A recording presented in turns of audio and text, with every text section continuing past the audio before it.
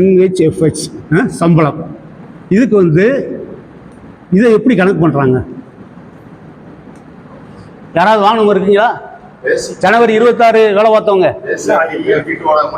சொல்லுங்க, பேசிக்க சொல்லுங்க.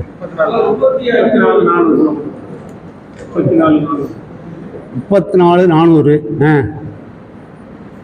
டிஏ 18,232. ஹெச்ஆர்ஏ 1,700. சிசிஎல்ல அது மட்டும், அது இருந்தால் சேர்ந்து வரும், இல்லாட்டி வராது. 32, 13, 14. ரைட்டா? இதான், இதுக்கு தான் பார்க்கணும். ஒரு நாள் தானே இருக்குது உங்களுக்கு. ஒரு நாள் 2 நாள்? ஒரு நாள். இப்போ ஒரு நாள் பார்க்கணும். என்ன போடுறது கீழே? பிப்ரவரி மாதங்க. பிப்ரவரி மாதம் மொத்த கணக்கீட்டு நடிப்பில் 28, 23 சொல்லக்கூடாது. நமக்கு அட்டனன்ஸ் கணக்கு படியா 31 நாள்.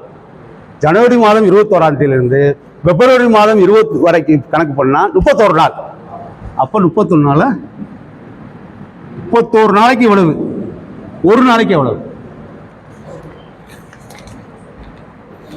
புரியுதா சொன்னது? புரியுதா?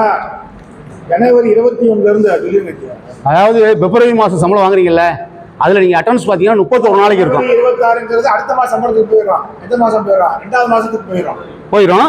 ஆனால் 28 எடுக்கக்கூடாது. பிப்ரவரிக்கு 28 தானே? பிப்ரவரிக்கு 28, 2023 28 தான். நம்ம அட்டனன்ஸ் கணக்குப்படி 28 31. 54,332 டிவைடட் பை 31. 1,753. 3 தானே போட்டிருக்காங்க. 65. சரி, 1,752.65.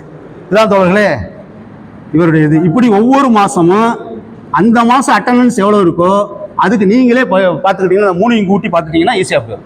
இதுதான் NHFS சம்பளம். இது இந்த மாதத்துக்கு இப்படி இருக்கும், அடுத்த மாதத்துக்கு இதே இந்த நாள் மாறும்போது 30 நாள் ஆச்சு வச்சுக்க, இது கூடும்.